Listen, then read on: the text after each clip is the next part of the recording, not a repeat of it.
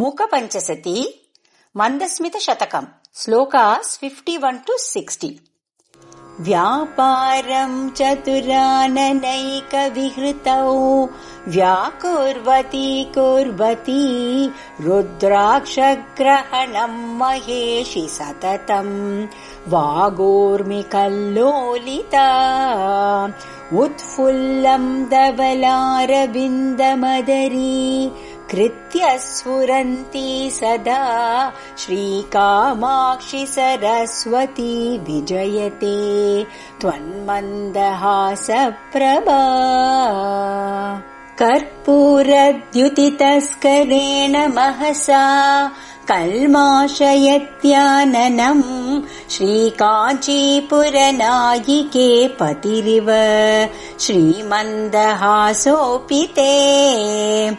आलिङ्गत्यतिपीवरां स्तनतटीम् बिम्बादरं चुम्बती प्रौढं रागभरं व्यनक्ति मनसो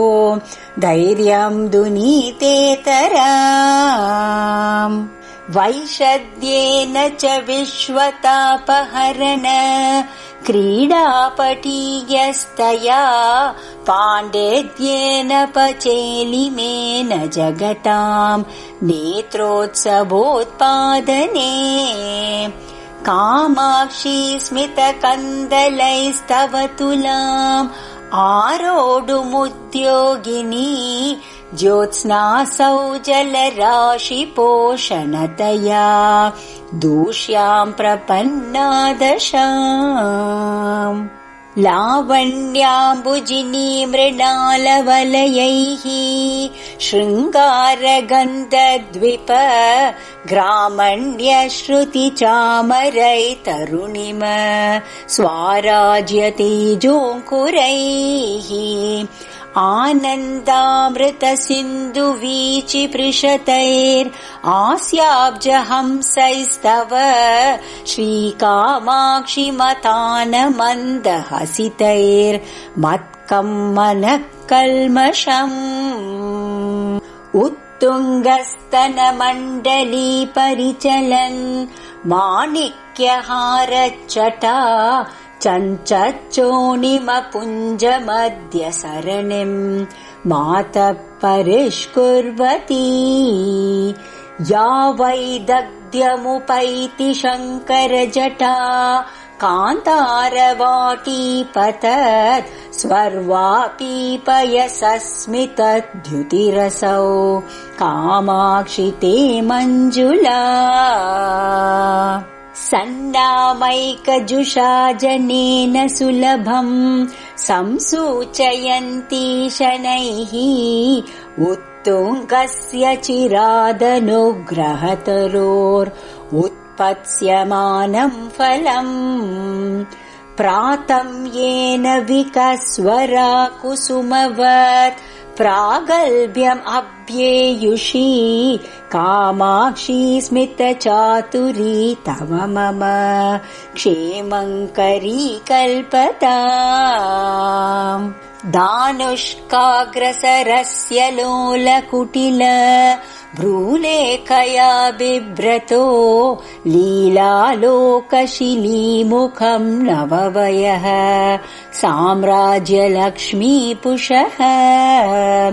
जेतुम् मन्मथमर्दिनम् जननि ते कामाक्षि हासस्वयम् वल्गोर्विभ्रमभूभृतो वितनुते सेनापतिप्रक्रिया